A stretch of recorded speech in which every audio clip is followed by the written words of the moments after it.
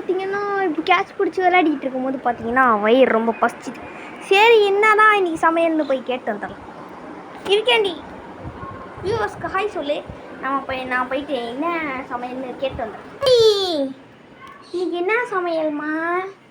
உனக்கு பிடிச்சது தான்டா. எனக்கு பிடிச்சதா? சிக்கனா? சிக்கன் இல்லை, வெஜ்ஜு தான். ஆனால் உனக்கு பிடிக்கும். வெஜ்ஜில் என்ன பிடிக்கும்? என்னதுமா? ரசமா? ஓகே.